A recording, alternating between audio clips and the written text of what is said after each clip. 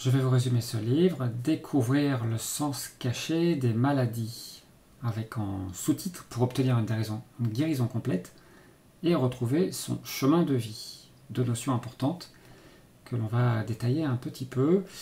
Du docteur Luc Baudin, donc, qui est docteur en médecine, diplômé en cancérologie clinique et spécialiste en médecine naturelle, chose qu'il a intégré assez tôt dans son cursus. Il est maintenant conférencier formateur.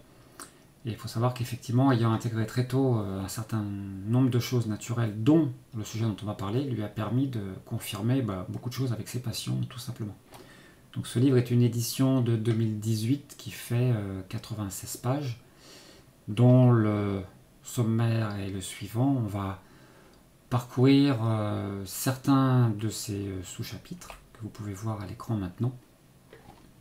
Et puis à la fin, je vous donnerai mes conclusions personnelles. Donc la maladie a-t-elle un sens? Ça démarre comme ça. En observant la vie d'une personne malade durant la période précédant l'apparition des symptômes, ça sera dans tous les cas toujours intéressant de noter tout ce qui peut être stress, choc émotionnel, conflit, chagrin, injustice ressentie. Et effectivement, il insiste bien dans son introduction qu'il a eu assez tôt des informations type cartographie de Dr Hammer, on en reparlera un peu plus tard, et ça lui a permis de voir ça sur des milliers de patients et de confirmer un grand nombre de choses. Et c'est ce qui, en final, va être résumé dans ce livre. Donc la symbolique, c'est quoi, en final? C'est un indicateur qui nous permet d'identifier et de comprendre quelle est la souffrance sous-jacente. Et ça, c'est important de comprendre. C'est sous-jacent, c'est un peu notre subconscient qui gère, c'est des choses qu'on n'a pas un accès direct et que souvent on va refouler ou négliger. Et à travers ça, on verra que ce sont souvent aussi des aspirations que nous n'avons pas pu réaliser.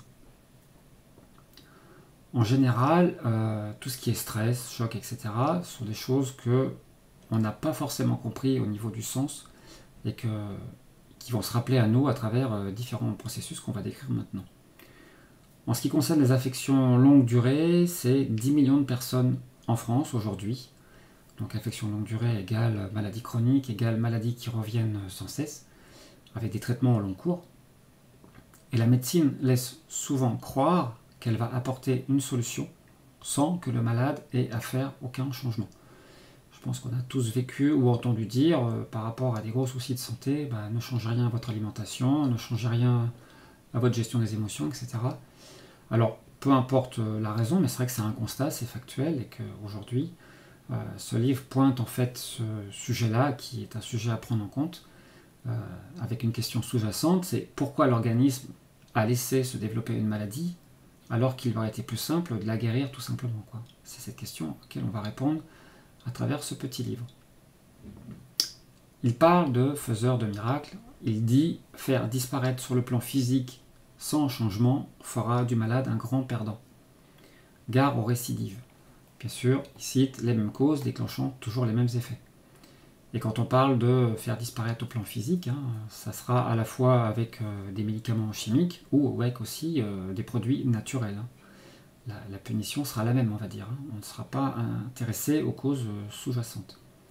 Sachant que, comme il explique, la maladie a pour lui et pour bien d'autres une double cause. Une cause physique, qui peut être affectée à des problèmes d'alimentation, de pollution, de sédentarité, de surpoids, de tabac, d'alcool, enfin des choses dont on connaît à peu près tous les méfaits potentiels. Mais des fois, on aura dans ton entourage des gens qui vont, on va dire, plutôt être pas terribles sur ces aspects-là et qui vont très bien s'en sortir et très longtemps.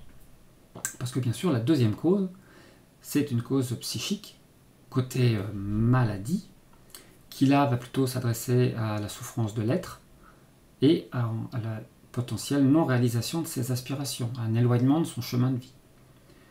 Avec l'exemple classique, douleur au genou, égale effort répété aux lourdes charges. Mais pourquoi maintenant? Et du coup, la réponse psy pourrait être, on a pu être trop rigide sur ses positions, on ne voulait pas plier ou infléchir sa décision, ou alors avoir l'impression de se mettre à genoux si on cède sur quelque chose. Et dans ce cas, effectivement, un assouplissement de sa position serait bien souvent nécessaire pour pouvoir obtenir une réelle guérison, une réelle solution à ce problème-là. Donc l'origine, alors on parle de décodage biologique, on parle de plein de choses, hein. L'origine elle se situe au niveau du docteur Georges Grodek, et c'est 1923, donc ça commence à remonter assez loin, avec comme chef de file après le docteur Hammer, à travers son livre Fondement de la médecine nouvelle. Ça c'est pareil, c'est assez ancien aussi. Comment expliquer la symbolique des maladies? Le cerveau reptilien ne fait pas la différence entre le réel et l'imaginaire. C'est un point essentiel à bien comprendre. Encore heureux qu'il est là, notre cerveau reptilien, il nous sort souvent de l'embarras avec des réactions rapides face à des situations d'urgence, mais aussi avec sa conception archaïque, il ne sait pas interpréter ce qu'est un découvert bancaire ou le conflit de la place de parking. Je pense que tout le monde voit de quoi on parle. Ce sont des situations, en finale, qui ne demandent pas, on va dire, une urgence vitale au sens reptilien du terme.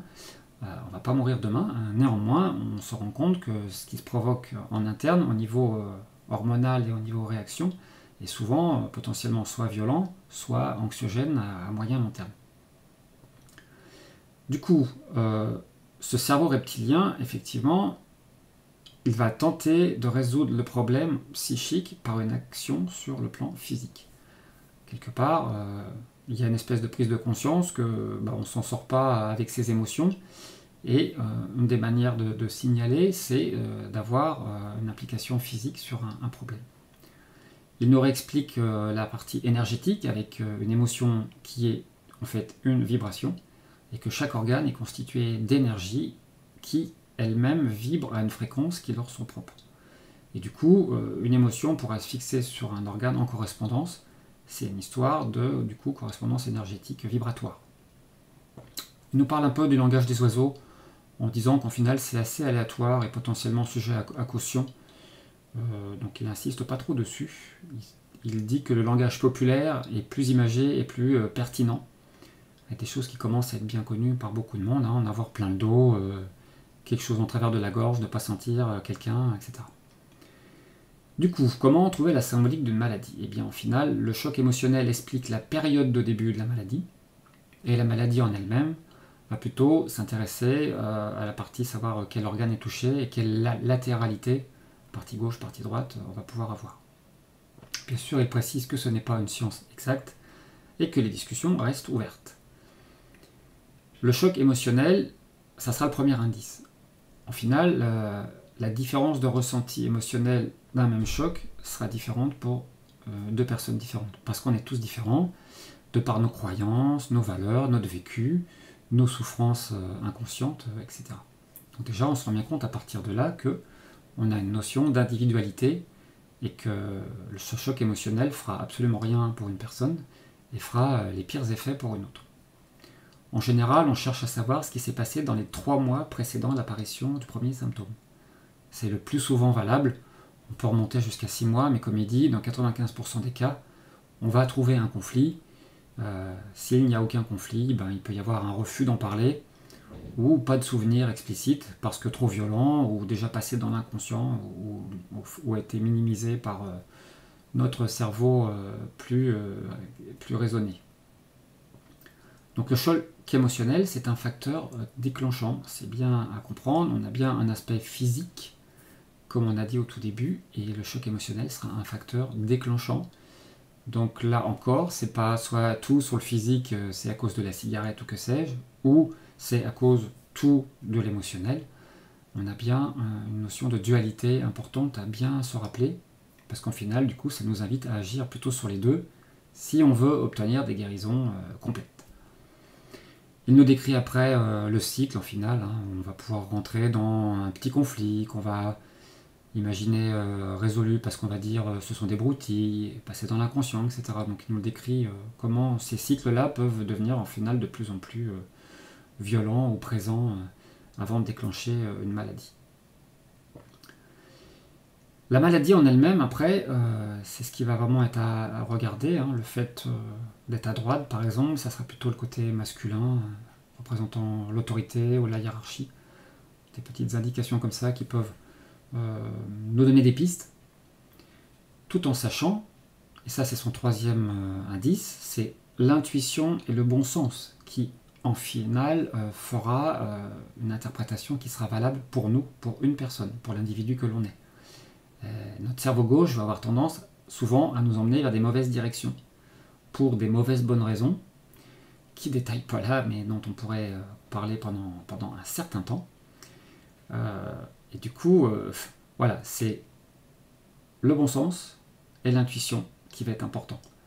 On va avoir besoin que les choses résonnent en nous pour pouvoir dire, bah, effectivement, ça, je le ressens au fond de moi et c'est ce qui va pouvoir expliquer des choses. Il va nous parler après des différentes phases du conflit, avec un état de stress intense, des insomnies, des baisses d'appétit, des tensions musculaires, etc. Et des phases de guérison où on va plutôt avoir tendance à être fatigué, à dormir beaucoup, mais aussi à avoir des fièvres ou des infections. Donc sur ce petit schéma là, il nous explique qu'effectivement, en général, on a une phase, une durée de maladie, qui est représentée ici avec le temps là, et qu'en général, la phase de convalescence, donc on va dire important parce que fatigué, parce que fièvre, etc. Donc un moment quelque part où on pourrait se sentir moins bien, on pourrait avoir tendance à couper la fièvre, à nouveau à essayer de raccourcir ça coûte que coûte. C'est des moments aussi à respecter pour pouvoir intégrer complètement cette guérison. Et cette partie infection, qui est chère aussi à la naturopathie, on va la retrouver avec cette notion d'éboueurs, qui sont là pour nettoyer toute trace de la maladie durant la phase de guérison. Alors ça peut être, on va dire, accéléré, facilité par différentes techniques qui permettent de faire ces sorties, d'aider les éboueurs en gros. Mais dans tous les cas, c'est une période normale et qui n'est pas inquiétante dans la plupart des cas. Et il cite aussi le fait que les pédopsychiatres notent souvent après une infection qu'un enfant présente une évolution psychologique importante. Chose qu'on peut retrouver aussi citée dans différentes autres sources. À la fin du livre, on aura un petit lexique qui fait en gros une vingtaine de pages, dans lequel eh bien, il va aborder vraiment de manière très simple différents maladies ou pathologies ou symptômes pour en donner des pistes d'interprétation symbolique. Du coup, ces conclusions sont que toute maladie présente une double origine, psychologique et physique. Donc physique d'abord, déclencheur par des éléments psychologiques. C'est à la personne malade d'en comprendre le sens et cela doit faire écho. Et ça, c'est fondamental. Essayer de se dire c'est pour ça que j'ai ce problème. Si ça ne parle pas, quelque part, c'est potentiellement voué à l'échec, il faut que ça fasse écho en nous. Et une fois le sens découvert, bien sûr, eh bien, il y a des changements à faire dans les modes de vie, dans la manière de penser, dans sa manière de gérer les émotions aussi. Donc là, plein de pistes et plein de solutions, mais quelque part, c'est une partie du chemin qui reste à faire dans notre évolution. Sans ça, la maladie peut guérir en apparence, mais elle risquera de récidiver et de revenir sous d'autres formes, souvent de plus en plus difficiles à gérer. Donc retrouver sa mission de vie, sa route, ses aspirations, ça je pense que ça parle à tout le monde, et il dit aussi le chemin du bonheur. Ça c'est quand même intéressant quand on se dit qu'effectivement faire les choses qui ont du sens nous ramène sur la route du bonheur. Voilà, pour ce qui est de mes propres conclusions, on a souvent des conclusions pour juger la maladie des autres de manière relativement péjorative en disant c'est psychosomatique. Généralement, ça renvoie à une idée toujours pas très sympa, disant c'est dans ta tête, fais un effort et ça va se passer. Donc à la fois c'est du bon sens qui nous fait comprendre que des fois, en discutant beaucoup avec une personne, on se dit bah oui, mais c'est plutôt, ça vient plutôt de sa manière de prendre tel et tel problème, de prendre tous les problèmes à dos, etc.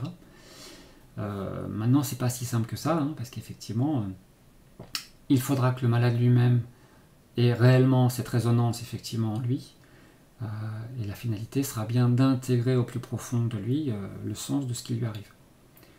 Donc effectivement, on est bien sur, premièrement, des causes physiques, et il y a du boulot pour la plupart d'entre nous, pour quand même éliminer un maximum de choses et favoriser ce qui donne sens à la vie. Et ces causes psychiques aujourd'hui sont pas facilement appréhendées et parfois pas assez en relation avec les symptômes et la double cause entre cette partie physique et la partie psychique. Donc pour mémoire, il le dit, nous sommes tous différents, donc ne pas calquer la démarche d'une personne sur soi ou sur une autre, puisque étant différent, eh bien, tout est différent du début à la fin, hein, que ce soit le terrain par rapport aux polluants et autres, le côté physique, ou que ce soit la manière de gérer les émotions. Et ce que j'ai bien aimé dans ce petit livre, et ça c'est propre à Luc Baudin, avec qui j'ai fait une formation d'1 semaine, donc je connais un peu la personne, et qui est vraiment une approche très directe et simplifiée, et qui pour moi est très efficace, parce qu'au final il n'y a pas beaucoup de perte de temps et de longueur pour expliquer les choses. Et on retrouve bien ça dans ce petit livre qui s'oppose au gros dictionnaire dont je remettrai les liens là. J'ai fait 2 autres vidéos sur partie Jacques Martel et Christian Flech. Là on est sur un petit contenu, mais en fait chaque phrase est importante. Et quand on intègre bien ce qui est dit sur chaque partie, chaque déroulement du livre, je pense qu'on a des clés qui sont vraiment importantes pour pouvoir analyser ce qui nous arrive, sachant qu'on attire tout par nos pensées, même nos maladies, ça j'en suis convaincu. Et si on ne s'intéresse qu'à la physique, eh bien on va louper quelque chose. On voit bien côté physique quantique sur le fait que tout est information matérialisée par des ondes. On va retrouver le sens de ce qui est décrit ici. Au passage, même les virus, c'est 99,99% de vide. Ce sont des informations qui entreront en résonance en nous ou pas. Donc voilà, à méditer aussi. Et puis, voilà pour le résumé de ce petit livre, bien sympathique, ma foi.